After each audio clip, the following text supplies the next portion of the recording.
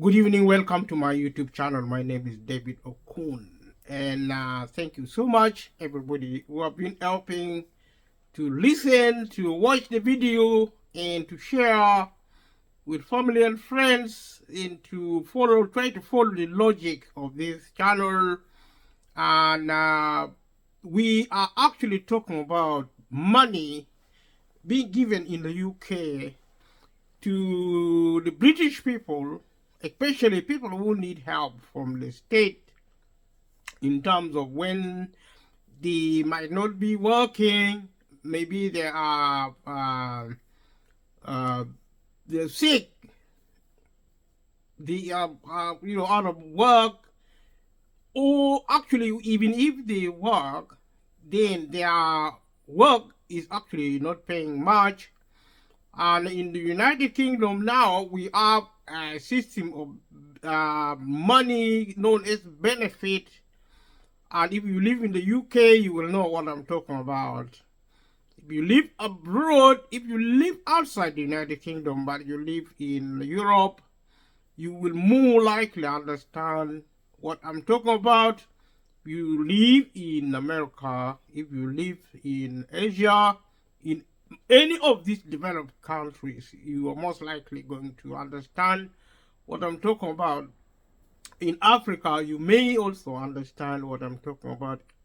Welfare benefit, welfare assistance. In Africa, welfare state and the assistance provided will feature in terms of free universal education, free healthcare, pension, and public transport, or any of those projects being supported by the government. And if you watch this video, please watch with the rest of the video, which I have produced to try to illustrate government and its policies, government policies and the law which governs society. Because it is easy for us to ask the government to run the country on our behalf. But because times are changing now, where the government is now trying to set us free, to be free people in Britain, to be free people across the globe, is called freedom, is called independence. It is actually something good. People want to be free. They don't want the government to rule over them. And this I have actually tried to explain by way of people to understand, because if you speak to people, some people still expect the government to help them. And this expectation was created decades ago when the British government, along with the global government, have spoken of national government or nationalism. I've also spoken about globalization. So we are in a situation where change is now affecting our society, and we are so excited that change has come to Europe, change has come to America, change has come to Africa, to the rest of the continents. We live in exciting times. Technology is now driving our economies, and we are so happy that there is coming a time now the society is coming of age, in which we now look to the fruit of our labor, or in the decades that went within history, where Britain and Europe developed, are actually developing.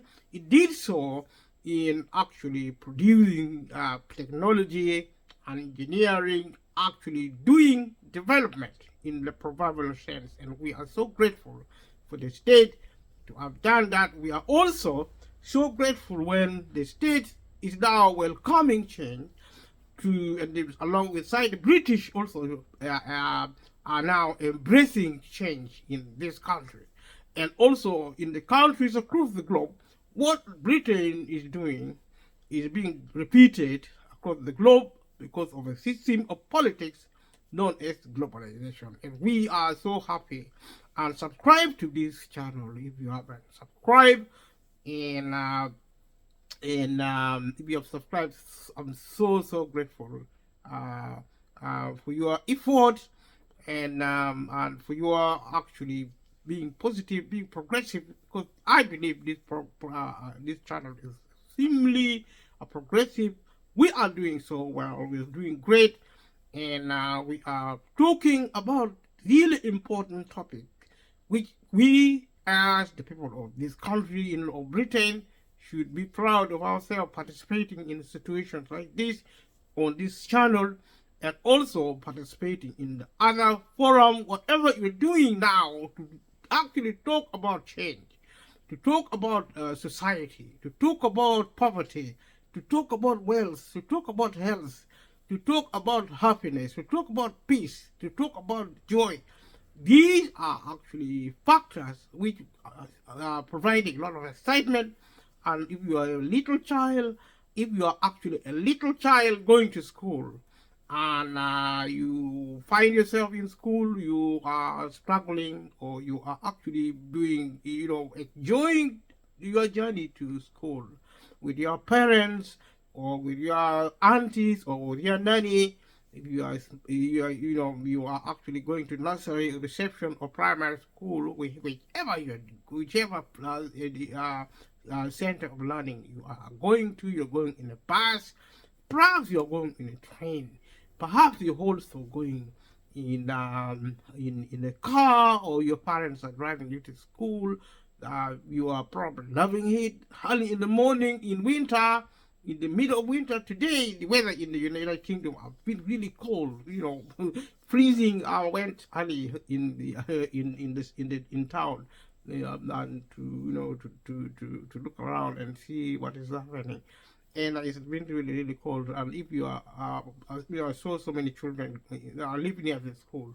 I live near a school, and it's quite exciting for children. Unfortunately, today this year we didn't have unfortunately this year we didn't have White Christmas.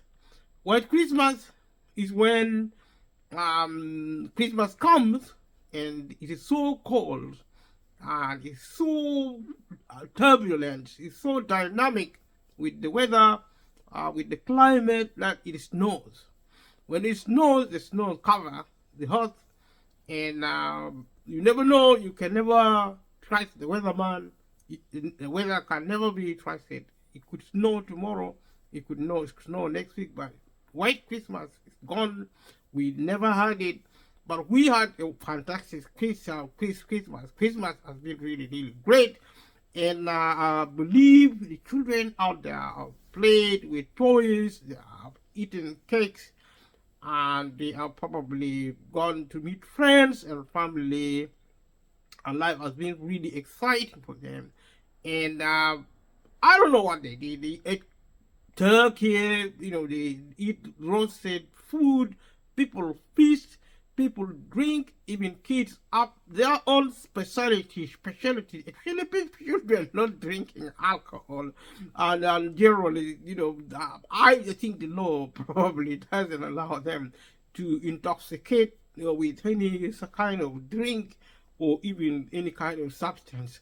But these are the preserve of adults. Even if you are a kid, or you are a woman, or your mother, and you went shopping, the cost of living, and the things you have to really write down. You have to write down things you're going to buy in the supermarket. And if you go to supermarket, really, you will discover one interesting development now. As soon as you pick your stuff from the shelf, you buy your whatever.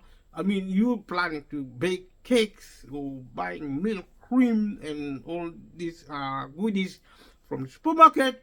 Everywhere in the United Kingdom, you do these things. As soon as you finish filling up your trolley, you make your way to the exit of the shops, and then you find something called the checkout. checkers where the cashier actually sits waiting to shop with pleasure or with displeasure. We do customer service in the United Kingdom, and we are so proud of our culture, of providing service. We are the best in Britain. We lead the globe in terms of trade. We lead the globe in terms of technology. We are actually world leaders. British people should be proud of their country, and the world should be proud of Britain, and the world should be proud of what they have achieved in terms of technology. Today, technology is featuring in retail stores. Technology is now featuring in hospitals. Artificial intelligence is now being introduced in the civil service department, including the Department for Work and Pension. The Department of Work and Pension in the United Kingdom is responsible for providing money to people who need help, including benefit. Benefit is money if you don't live in the United Kingdom. If you live in the United Kingdom, you certainly know with your eyes closed or shut or with your eyes wide open to know what benefit is. Benefit is money given by the UK government to help the people of Britain. You see, when recently, perhaps going now for 1 year, I've been repeatedly talking about the cost of living crisis. And when today I am talking about money given to the government, and if you speak to your member of parliament locally, you speak to your minister, if you speak to the Prime Minister of Britain or King Charles in the United Kingdom, they will talk about the cost of living. If you go to your country in Europe, in America, Asia, Africa, people are talking about the cost of living. The cost of living is dynamic. People are so worried. But it is an opportunity also for people to learn new things. You see, in this modern life, if you work, you succeed. And the cost of living crisis is income related. And I've already said it here before that if you suffer the cost of living crisis, then it is actually incumbent upon you to realize that something called poverty is at your doorstep. In the sense that, like I said repeatedly, rich people, multimillionaires and multimillionaires, don't actually suffer from the cost of living crisis only if you are on low income. So the cost of living is a symptom of society. Symptom of society. When you are actually on low income, there is something called national minimum wage, national living wage, which the government said, and this is actually fixed. And people working full time who receive the level of pay, the low level of pay, are extremely susceptible to poverty. And people in the developed world, people in the United Kingdom, tend to be really laid back in understanding the situation with regard to poverty.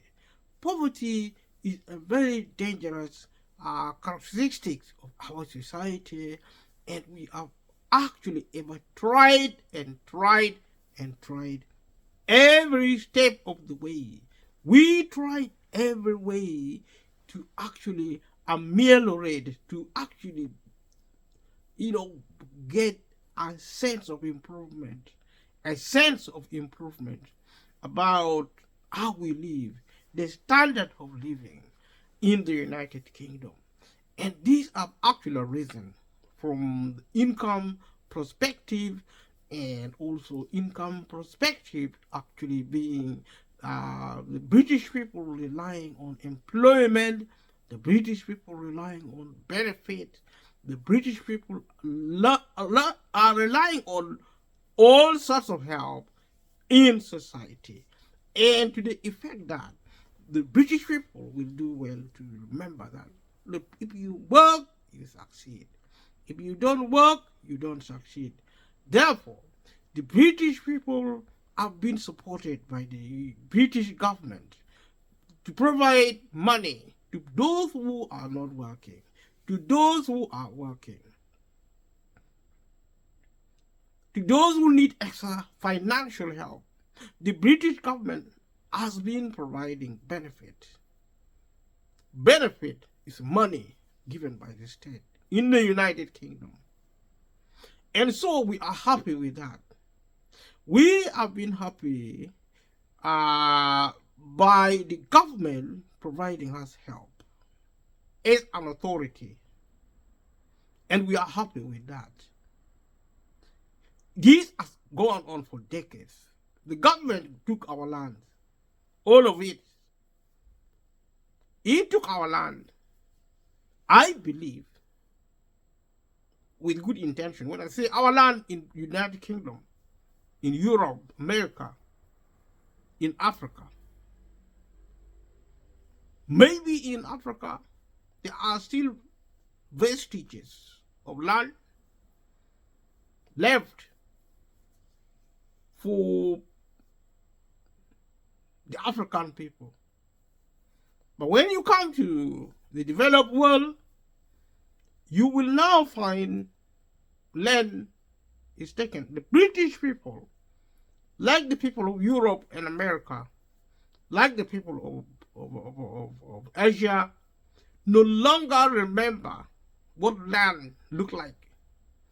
They see land, they see nature, they see trees, foxes, deers, they see butterflies, water, they see herbs, they see source of entertainment, zoos, golf courses. They go to walk in the wilderness. That is their idea of land.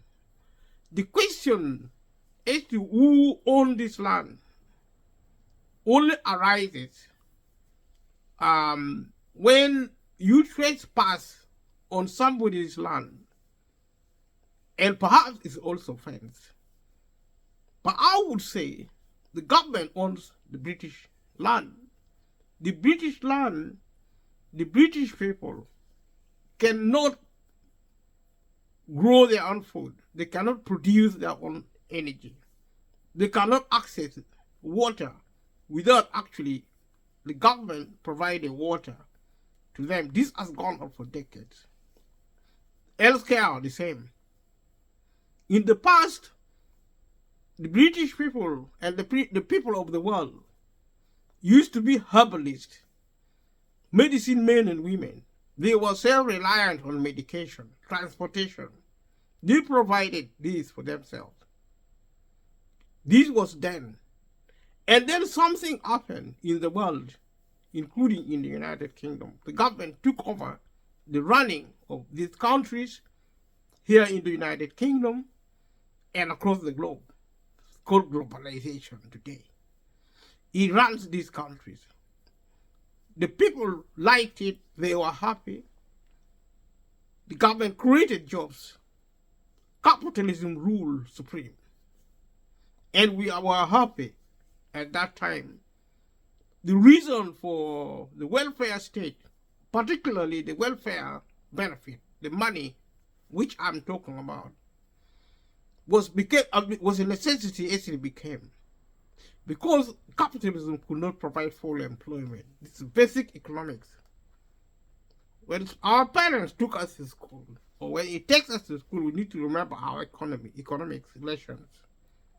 The private sector, which now runs the globe, the private sector, which now drives the economy of capitalism, is unable to provide full employment. This is A-level economics, perhaps GCSE, basic economics. The purpose, the primary objective of business is to maximize profit. Maximization of profit occurs when when the company is efficient. Efficiency means cuts in cost so it's or to improve the quality of product in terms of commerce. But the most important element of making money is to cut costs. The best way to cut costs is actually to cut the cost of employment. And that is precisely why the private companies, especially big corporations, especially now, with the rise of the machine technology. I'll give you the example of the supermarket. When you visit the supermarket, at the checkout, there's something called self-service. There is something called cash card. There are people standing in the shop assistants, asking you questions. Do you pay by card or by cash? By card, you say.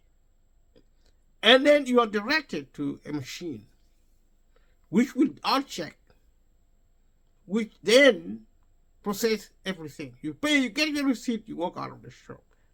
There is no shop assistant, and this is on increase within the retail sector, within the banking sector, hospitality sector, in hospitals, in transportation, technology. If you travel in buses now, you use something, Oyster card in the United Kingdom. This is technology.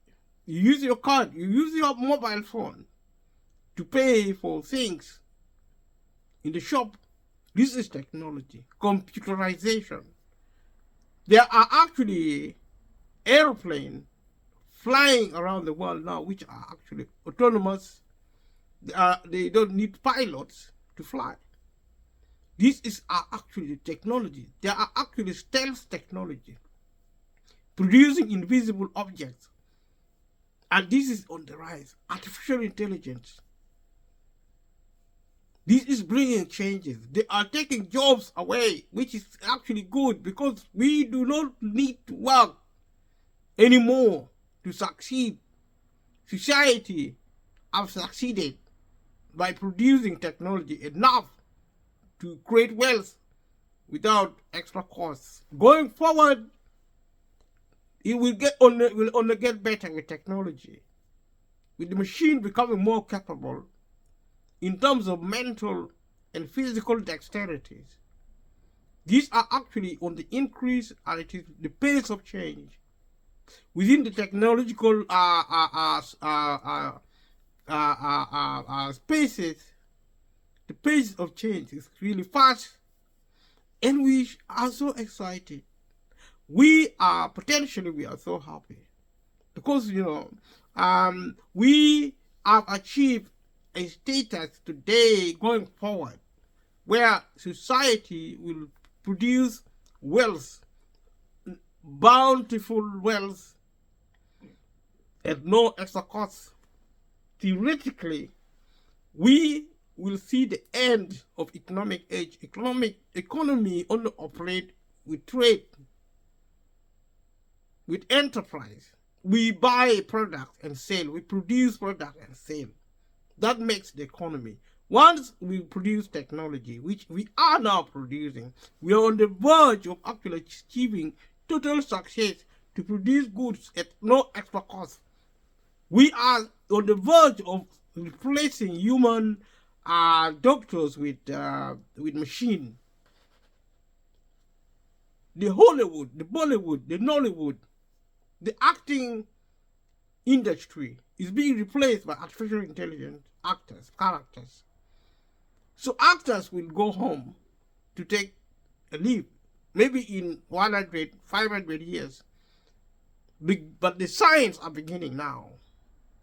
In our age, in our time now. If you find there is a crisis like the cost of living, it is a reminder that change is on the horizon for young people especially, because they will inherit the earth. There is no such thing as a child anymore. If you're 10 years, 15 years, pay attention. Negligence is the mother of all destruction. It destroys. If you are a parent, if you're a parent, teach your child to be responsible. Teach your child to be creative. Help them to create things. Make their own clothes. Build their own cars. They build their own toys. Perhaps that will make them more exciting, more excited, more involved, involved with your family, with your children. The time is coming, and it is coming very fast, when most parents will prefer to school to educate their children at home. There are a lot of parents now educating their children at home. This is good, because school runs may be a thing of the past. The buses will shut down, in the sense that the buses are actually part of the welfare economy, in terms of development, welfare development. The buses, public transport. But the government have really sold these things off to the private companies. The private company will shut them down because they will not be able to make profit.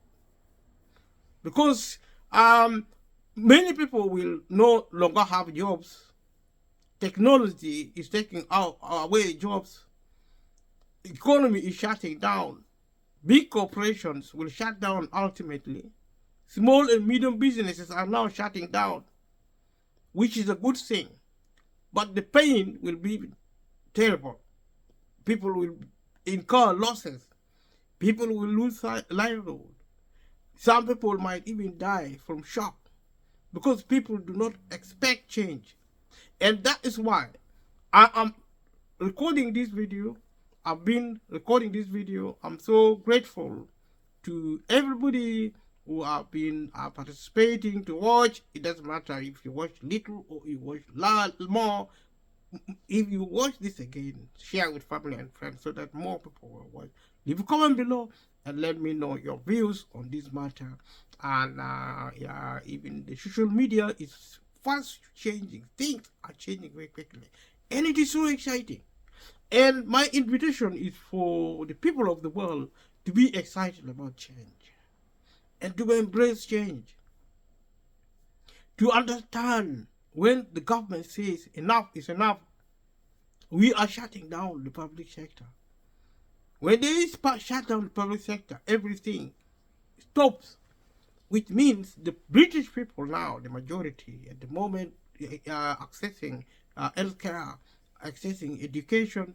I mean, if you're a child, you don't eat lunch in school because your parents cannot provide. Then you know that because it is because the government has shut down the public sector. You have to be educated more than going to school. You can go to school and learn how to read and write and do painting and do rhymes, but you have to know the politics of this country, the economy, how it functions at practical level. Take time with your parents to be together and learn. Use your brains. Read your books at home. Write your own books even. It doesn't matter even only 10 pages. Write something and read with your parents, with your child. Write a story. Because you see, you have to be independent of the state. As a kid, you have to be independent of your parents. A child of today, of tomorrow, maybe 100 and 200 years from today, beginning now, a child should now be able to do their own things. You don't need your parent to tell you what to do, because that is also your freedom. As a kid, at 10 years, at 15 years, you should be able to learn using technology or even inventing technology to build your own houses. Artificial intelligence, 3D printer is now being tested to build products automatically without human participation. It is automated. It can build houses within weeks or months by itself. That is actually a 3D printer. The Chinese are now testing it. Children can be expert on operating a 3D printer, or even creating their own mode of the 3D printer, to produce their own toys, to produce their own cars with artificial intelligence. Autonomous vehicles built by 10-year-olds, 15-year-olds, and they don't have to obey the law because they are free. They are treated as adults instead of being treated as a child, being prevented from driving.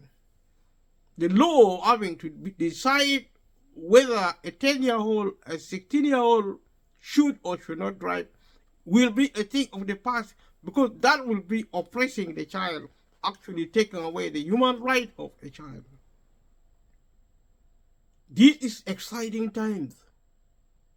That is why the government is now shutting down the benefit system, universal credit, which I have been talking about, I will continue to talk about, should be understood in terms of the political environment, which is most exciting.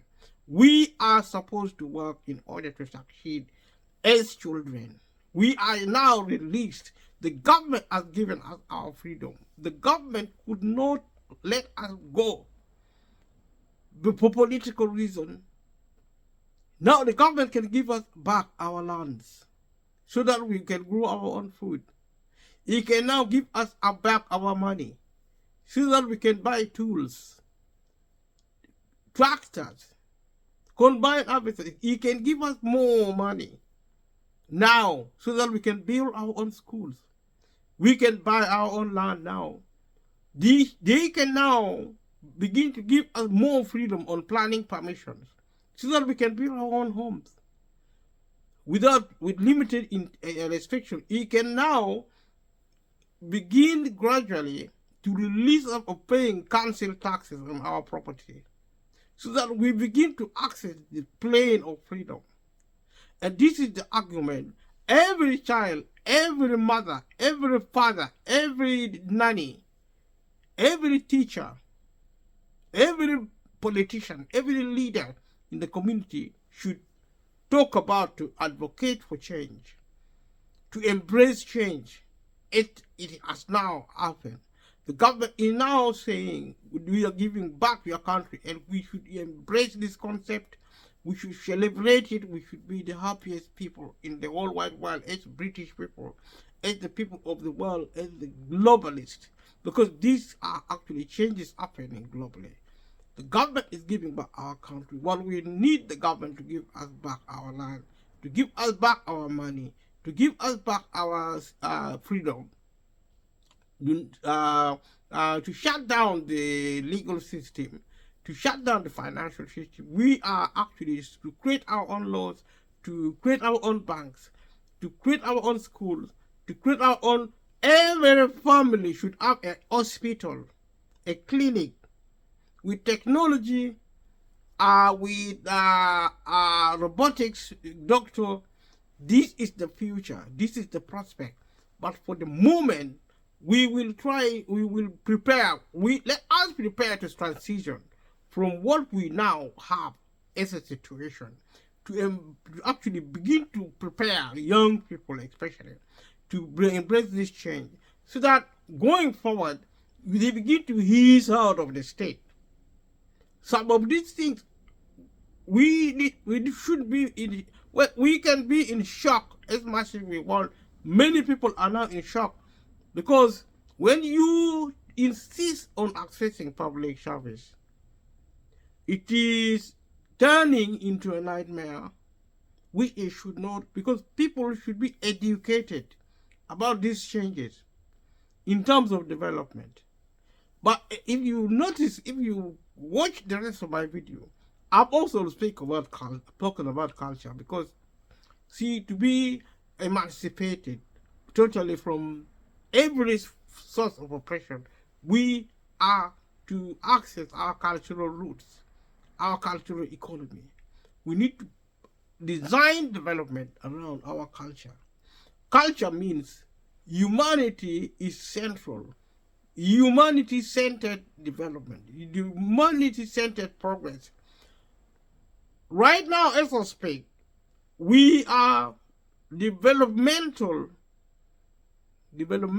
centered progress, which means we focus on wealth, we focus on money, we focus on rule, we focus on power, we focus on the law, we focus on policies, on military system, on security, which is what we are doing, which is good. But we should now we should now embrace a new mode of operation, the cultural economy, where we begin to redesign our progress around humanity. It has to be humanity-centered. That is, in my opinion, roadmap to peace. I have argued this point over and again. Leave a comment below. Let me know your thoughts, and if you think this is actually working, this is going to work, let us do that. I believe if we want peace, if we want happiness, because with peace we get happiness. Without peace, we don't get happiness. And there is no peace for the wicked. If we do the right thing, we reap the right thing.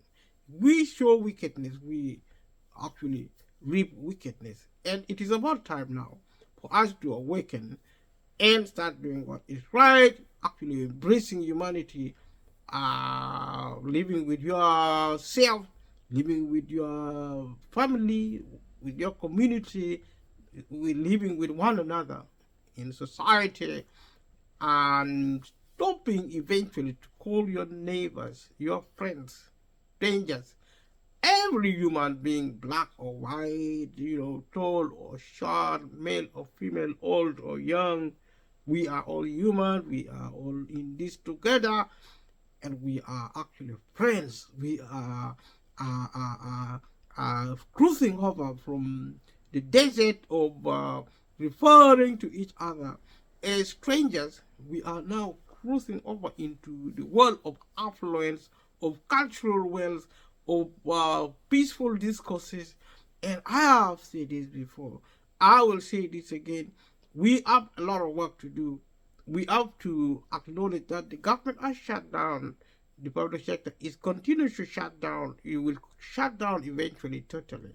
What is left now, if we need to avoid suffering, extreme suffering unnecessarily. Because if you are on low income, you're working, and you actually are not really getting as much as you feel you should get, then if there is an option where you can get benefit, don't despise it. I know it is a very, very challenging thing to get benefit.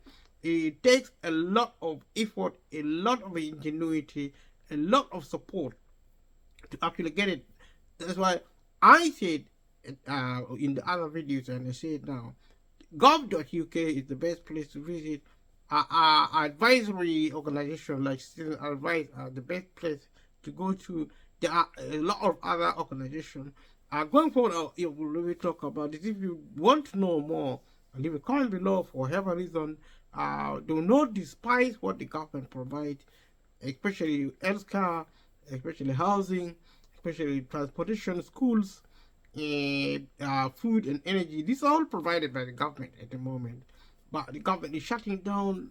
It has shut down more or less by selling off the country, something called privatization, and we love it. We, the British people, love privatization because we get better quality customer service.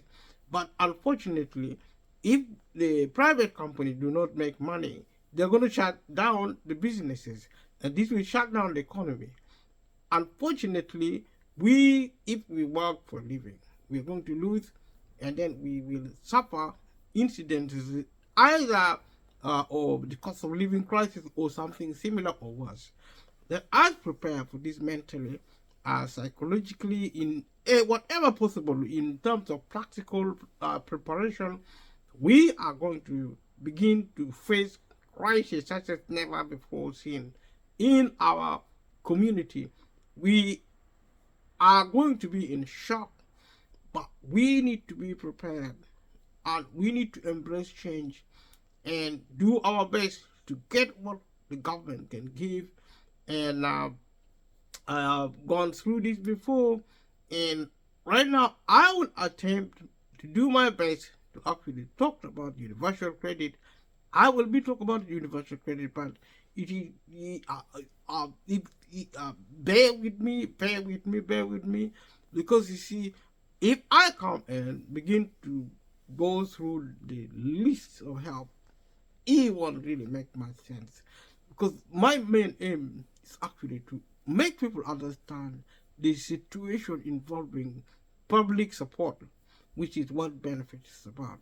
So let us look at specific, watch the other videos connected with this video, because I'm going to talk about the universal credit, which I have mentioned universal credit over and over, and I am happy about it, and I believe you are also happy about it.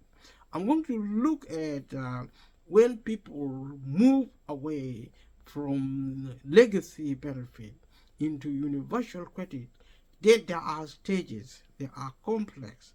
We have gone through this in the other videos. We are going to carry on with it. There are different elements to universal credit. It is a part of government reform of the benefit system. There is something called housing benefit, which benefit you get to pay for your housing. In the United Kingdom, we take paying rent for granted. In other countries, in other communities around the world, they build their own houses. They do not understand the idea of paying rent because they own lands. They build their own houses in their own ways. It may not be looking like houses as we know them in other parts of the world, especially in Africa, but it is their home. They don't have to pay for anything, but this is also changing in Africa, because Africa is actually modernizing. Africa is actually catching up with the rest of the globe. If you go in parts of Africa, you will be surprised. It's like you are in Europe. It's like you are in outer space. It's so big, so beautiful, so modern. Africa is really modern when it is modern, but also it is prehistoric, it's stone age. If it is really bad, Africa is so bad. If it is bad, if it's so good, if it's good. So you can visit Government UK, the United Kingdom. If you are not in the United Kingdom, visit .gov.uk and read, if you have time, what they are talking about. This is actually government policy. Also, every government policy is based on government the state law, and the state law and government policy is a cocktail of complexity. But in practice, there are actually advisors who are trained to understand these things, and that is a good thing. But these advisory bodies are also shutting down because of lack of funding. The best way to shut down a system in a modern society is to stop funding it. That's what the British government has done. It has stopped funding public service. That's why it's shutting down. The NHS is shutting down. If you phone the hospital, you will probably take 2 hours with your GP before you actually speak to anybody. And when you speak to somebody, they're going to say, okay, you can't see the doctors today because there is no appointment left. Okay, can you book appointment for me? No, we don't pre-book. So they create a quota of appointment. And when you phone early in the morning, maybe at 10, if you phone so early, they will be asked to phone later at 10 o'clock. You have to phone at 10 o'clock. When you feel the phone at 10 o'clock, 2 hours later, you wait on the phone. Actually, the phone rings and then somebody tells you, okay, we are run out of appointment. That is what is happening now with the general practitioner, with the hospital, with the family doctors, and which means it is shut down, is no longer working. If you're lucky, it's like playing a lottery. You don't have to try. Benefit system is like playing a lottery. You have to try. Maybe you win. It's like fishing. If you go fishing or hunting, you might make a kill, or you might not make a kill. You may get a fish, or you might not get a fish. That is how the public sector now look like. You win some, you lose some, including even buses, including trains. Buses can be cancelled. Bus stops can be shut at any time. You don't even know why. And because, we can't talk to anybody, there's no one to talk to. Because, see, there is lack of staff all the time. I mean, you ask railway operators, like bus company, drivers are missing. If you are actually living in a public housing, you are being booked an appointment to do a repair, and you took time of work, you took time of everything else, you're waiting. Oh, you are going to come in the morning, or I mean, from 3 to 4 weeks from today. You book an appointment, 2 to 3 weeks, you're waiting. Somebody phones you, oh, the engineer is sick, so there's nobody to come to do your repair. So there are repairs piling, you are reporting, and they can repair your home 6 months later, 2 years. My kitchen has been assessed for changing, because it hasn't been changed for years. But I haven't still had anything from my housing. I was expecting, because an inspector came and looked at my kitchen. It's due for changing. It need to be changed. Everything should be changed new. I was expecting, this is now going from last year, I think, maybe 3 months, 4 months. The engineer, the inspector told me, yeah, they are supposed to now change by law to change your kitchen. But I don't know when it is going to happen. Maybe 2 years, 3 years, 5 years, 7 years. I don't know, maybe 10 years. They will still be, I will be on the queue for my kitchen to be changed. And this is actually what is happening now. We need to really understand this so that we don't stretch out too much. We can stretch out as much as we want, but the world is changing, including the benefit system, and that's why we have universal credit. Universal credit is replacing legacy benefit. Legacy benefit, if you want to know what it means, actually watch the rest of the video, because I've explained it again and again and again. It's actually old benefits. Old type of benefit being replaced by a new type of benefit, which is universal credit. Universal credit now includes housing. Housing benefit is actually a legacy benefit, but it's now called housing element under the universal credit. So that is the change they're talking about. The government said they're going to simplify the benefit system, and they did. They created one benefit, and other 6 benefits fall under universal credit. That is what the government meant by simplification. Other simplification is I think should mean, instead of being paid weekly or fortnightly, I don't know why the government should pay benefit fortnightly, or because it should be paid or either daily or weekly. I think weekly would be more reasonable. But now universal credit actually is paid monthly. We have discussed this as well, and we are happy. If you are happy, if you are not happy, leave a comment below with this discussion and let me know. And so if you already moved home, or your partners have moved home, we're continuing from where we left. These are some of the conditions, involving something called migration from legacy benefit to universal credit. And many people experience this situation differently. Some people, I mean, if you have a partner, you're moving around, you're moving, if you move to a new home, and maybe your partner have moved in, you're changing your home, and then if you're also claiming housing benefit, and you've moved to an area with a different local council, and your housing benefit claim will end.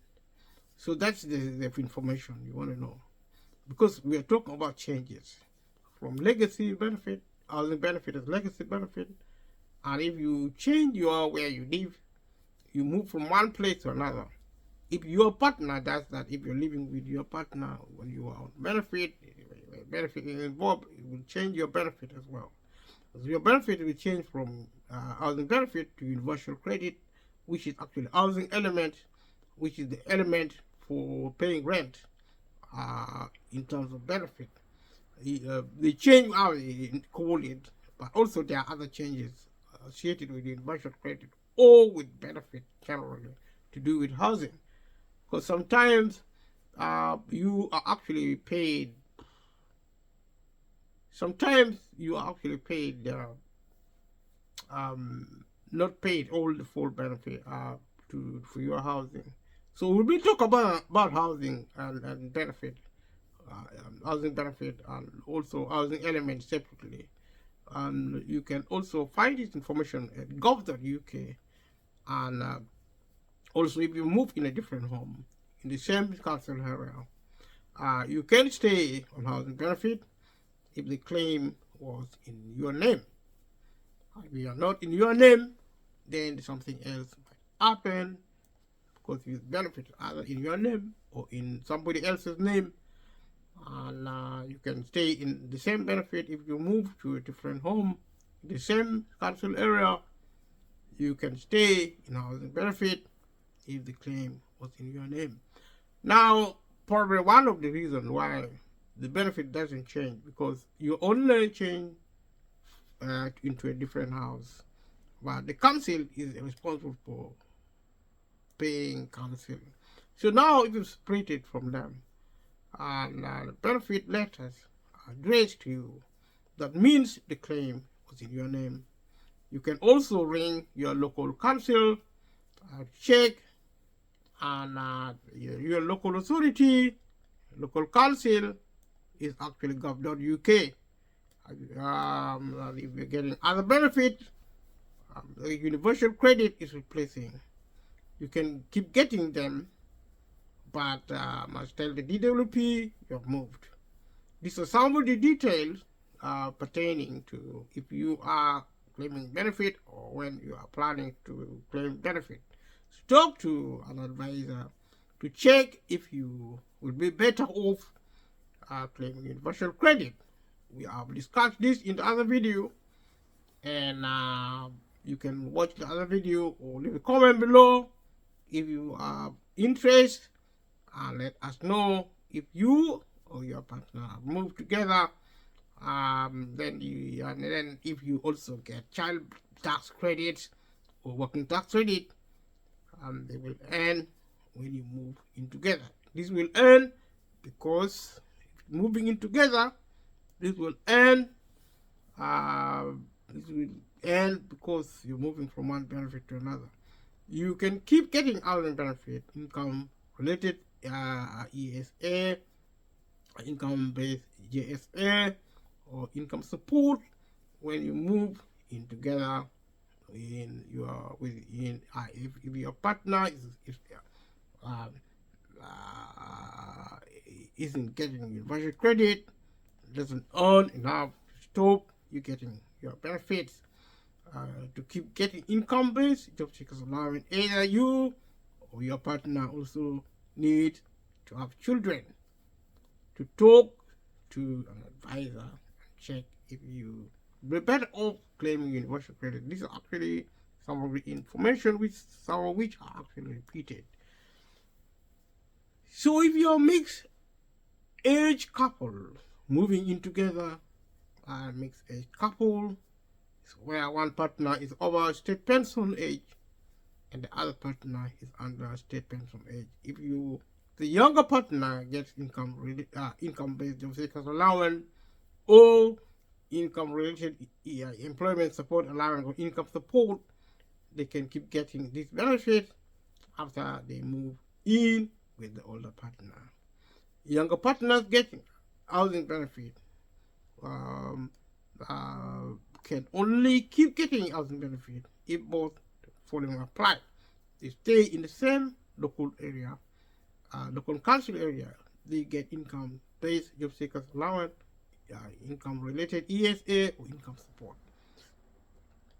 They should do this before they start living with a partner of a state pension age, so they can keep getting housing benefit. There's some of the technicalities, and you can also check who can add income-related job seekers allowance to contribution-based job seekers allowance.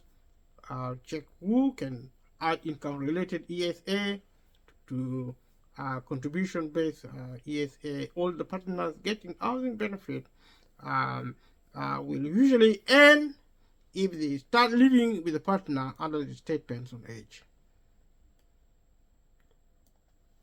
You might be able to get a benefit if if your younger partner get job seekers income-related ESA or income support or income-based ESA, and if this might apply to you, get specialist help from expert advice team.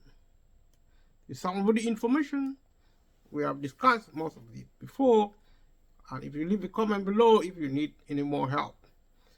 Now, if this might help, then especially team may help. Talk about pension credit before. Partners' pension credit will usually end if you start living with your partner under state pension age. If the younger partner isn't eligible to universal credit, then the older partner should make a single claim for pension credit, pension age, housing benefit, or both. If the younger partner isn't eligible for either, because either they have failed the habitual resident test, this is immigration,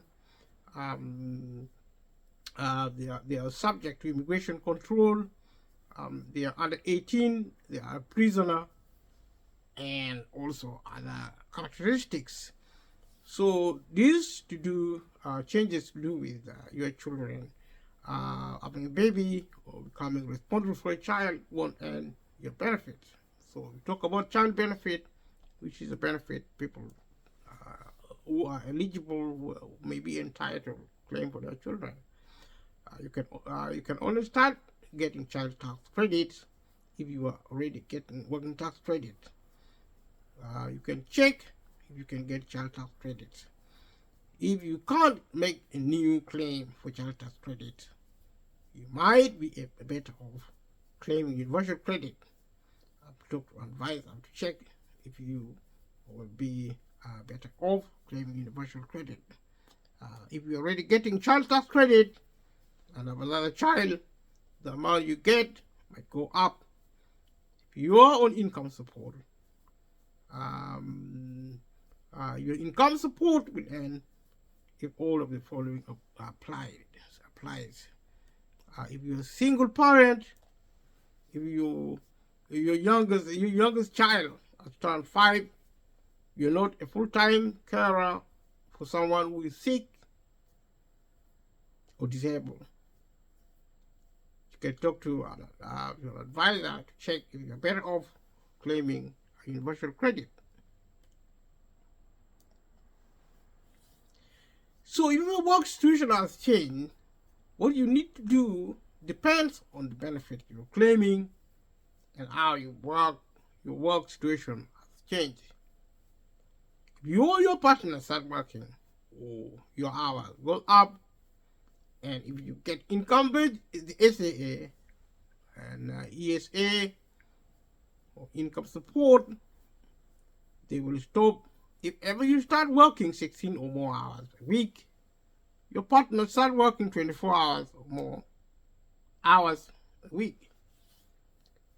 If you start working, you can only keep getting ESA. In some situation, check what you can get.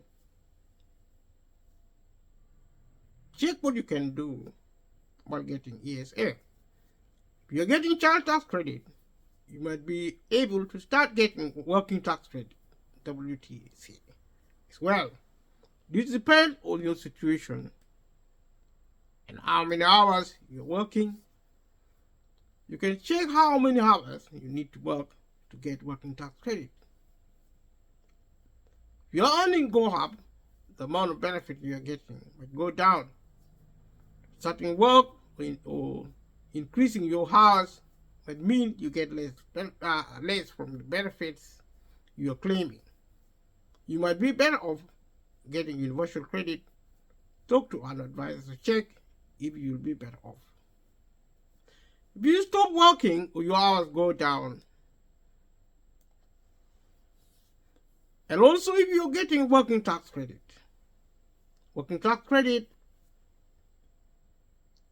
and you stop working enough hours, your working tax credit might end. Check how many hours you need to work to keep getting working tax credit. There are rules surrounding every benefit. These are all universal credit, if they are universal credit. In some cases, you can keep getting working tax credit for limited time. When you stop working, for example, you lose or leave your job, you go on maternity leave, you go on sick leave, and get statutory sick pay. Check how long you can keep getting working tax credit. Your other benefits won't, and because you stop working, or your hours go down, you might get better off getting universal credit. Talk to an advisor to check if you are better, or we can be better off. If you have a partner, and the older partner reaches state pension, and if you're getting working tax credit or child tax credit, you can keep getting them when one of you reaches state pension age. The person over state pension age is getting certain other benefit. Then you won't be able to get them after they reach state pension age. These benefits are job seekers allowance, JSA, employment support allowance, ESA, income support. If the younger partner is getting one of these benefits, they can continue to get them. If either of you gets housing benefit, you can keep getting it if the younger partner is getting income-based job seekers allowance, income-related ESA, or income support. You might also be getting housing benefit if you live in some kinds of accommodation. For example, if you live in a temporary accommodation, we rent from a county council, charity, or housing association, and get care or support. If your benefits end, you will usually have to apply to universal credit. We have discussed this before. Your housing benefit claim won't end if you're still allowed to start a new claim. For example, if you live in a temporary or shared or sheltered accommodation, you can check who can make a new claim for housing benefit. Accommodation that lets you let you claim housing benefit, and also you can keep getting housing benefit if you live in a temporary shelter or specified accommodation. This includes most accommodation where they get care, support, or supervision. So you can check what counts as a temporary or specified accommodation for housing benefit. Mixed age couples and contribution-based job seekers allowance, or ESA, in a mixed age couple.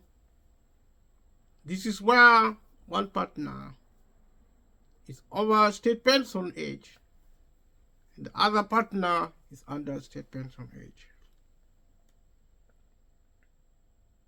The younger partner can keep getting contribution-based job seekers allowance or ESA after the older partner reaches state pension age. The older partner hasn't reached state pension age yet. Check if the younger partner can add income-based HSA or ESA to their claim. If they already get housing benefit and income-related ESA or JSA, income-related JS or ESA before the partner reaches state pension age, their housing benefit can continue.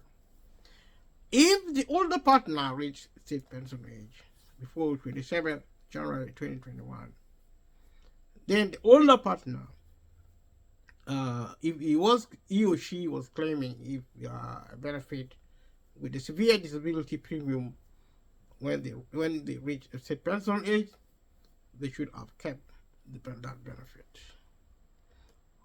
So you can check your benefits later to see if you are getting the SDP. You might get an SDP with income-based job seekers allowance, or income-based job seekers allowance, or income-related employment support allowance, income support, housing benefit, and others, if any. So you can also check if you're better off claiming universal credit. You might have a choice between staying on your legacy benefit and claiming universal credit. To work out if you will be better off getting universal credit, you can use a benefit calculator. We have discussed this previously in the other videos. And leave a comment below if you need any more information regarding this, or just visit the government website, or visit any of the offices as we discussed in the other videos, local authorities, local organizations, charities, statutory and non-statutory organizations. They are all over. You cannot miss any of them. What you might miss actually responsive service provision. It used to be because of failure of funding and because of challenges about staffing this organization. So you know, going forward, you'll probably be better, much better off helping yourself, and something called empowerment. You can help yourself, which is a good thing. It's not easy, nothing is easy in life. If you work hard, you succeed in something, including if you work hard trying to get help from the government, you will get help. And also from hospitals, from schools. If you campaign hard enough on an issue, you will succeed, because success comes with hard work on any situations. So if you got severe disability premium, SDP, you might get an extra amount in your universal credit. This is called transitional element. You will get an extra amount if you apply for universal credit within a month after you stop getting the benefit with the SDP. You can't get the extra amount if you were only getting the SDP with housing benefit. If you move in with a partner who is claiming universal credit, or if you get the extra amount, the DWP will reduce it over time. So eventually, you will just get what you normally would on the universal credit. So, looking at the period before 27 January 2021, you couldn't claim universal credit if you were getting or recently stopped getting a benefit with an SDP. If you have applied for universal credit before 27 January 2021, talk to an advisor to check what you are entitled to. If you got an SDP and applied for universal credit, you can do, but what you can do depends on when you applied for universal credit. The timing is always important. Application on or after 27 of January 2021 would mean you can't go back to legacy benefits. It also means you should instead get an extra element with your universal credit. This is called a transitional element. It makes up for some of the money you have missed out on. We talked about this in the other videos. So if you claim and manage migration, you will usually get one transitional element for your whole claim. The DWP will include The SDP is part of your claim and your entitlement to legacy benefits, even if you only got it with the housing benefit. So you can actually get an SDP transitional element instead. If you claim, for example, if you claim unmanaged migration, but you can't get a migration transitional element and outside managed migration, and also looking at SDP transitional element and outside managed migration, you can't get a transitional element if you are only getting SDP with housing benefit. To get the SDP transitional element, you must apply for universal credit within a month after you stop getting the benefit with SDP. So also, if you are still eligible for SDP on the date your universal credit starts, that also applies. And you should make sure the DWP know you are entitled to SDP transitional element. So you can add a note on your online account or contact the universal credit helpline, because there is actually an account created if you go to claim universal credit, which you do claim. They make a claim online. I will have discussed it with you on the other videos already. So there are applications between which would be between the 16th January 2019 and also 26th January 2021. These are actually the DWP might let you go back to legacy benefits. If you got less money because you applied for universal credit, DWP might pay you the difference. If if you are in this position, contact an expert advice for advice at the DWP. If the DWP refuses to let you go back to the legacy benefit, you can actually quote their response to a Freedom of Information request dated to 7/9/2020. And the DWP, there is a case between the Secretary of State for Work and Pension, which will actually return claimants to DWP benefits, where the error is identified promptly prior to any award of universal credit, or returning to claimant is in your interest, because which include financial interest. So these are some of the details you can find in various information sites. If you just look online, you can find information all the time. So you can check with the DWP Freedom of Information, respond to the RightsNet, and you will also need to be a member. These are some of the finer details you can do or you cannot do. And if you don't go back to legacy benefit, you should instead get an extra element with your universal credit. This is called a transitional element.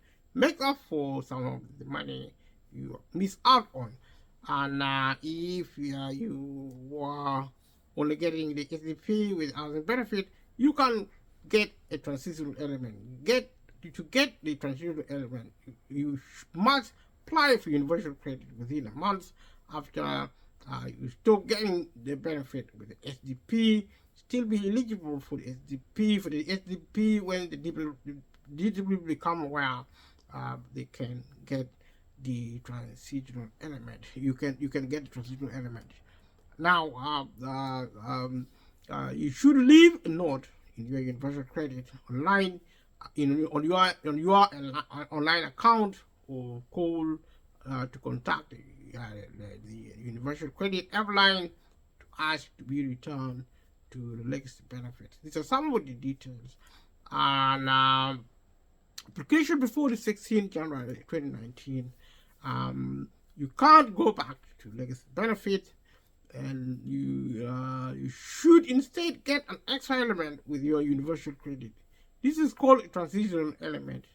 It makes up for some of the money you have missed out on.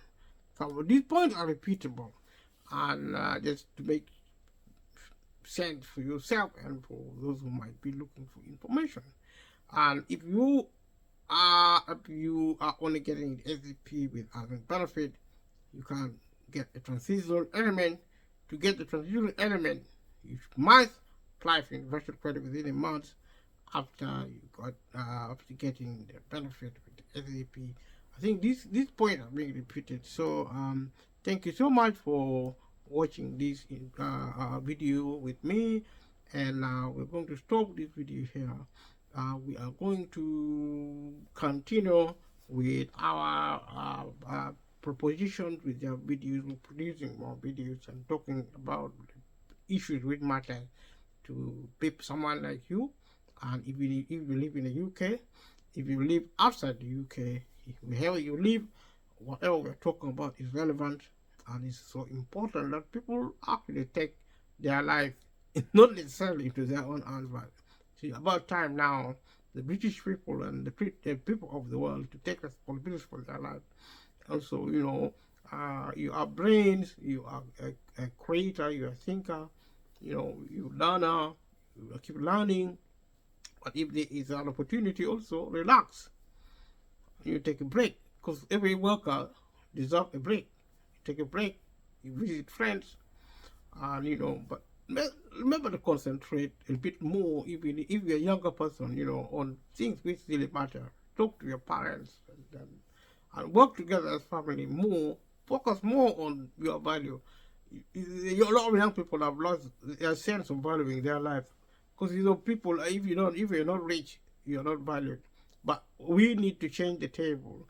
We need to now value our lives more than money, because if you're worth as a human being, if the only way to value your life is actually that you should, whether you have money or not, and that is actually a cultural failure, which I am suggesting we need to change the way we think.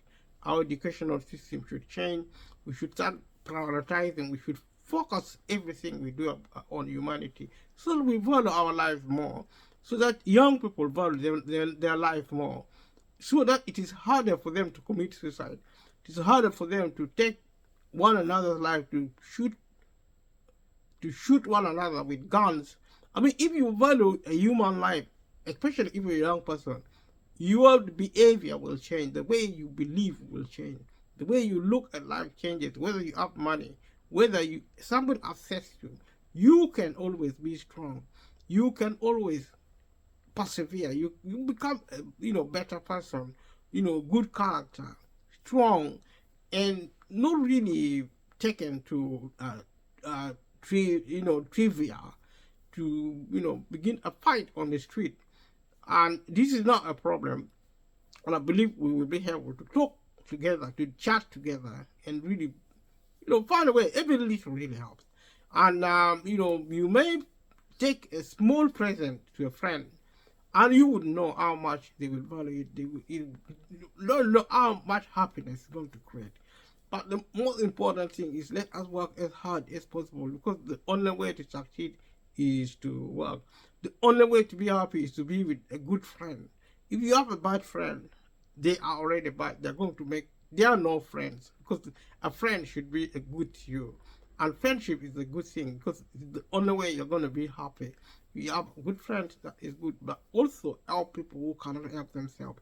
If you're a young person, if you can help your parents, please help your parents. If you are a parent, please support your child. And if you are people who are actually elderly, please don't know who pass on by. You walk on the street, people just go past each other. They don't even say hi. They sometimes say, but most of the time they don't really. Somebody walking next to you, they don't even talk to you. I mean, what kind of people are we? Even animals are supposed they talk. Maybe we talk in mysterious ways. But we have to go back to the old ways, where we stop and greet, and we stop treating people as strangers. We need to change this, because we have to start working together as humanity, and we need to really stand and help one another. I believe we will succeed. There is a lot of challenges, but we are going to do wonders. I believe in this program.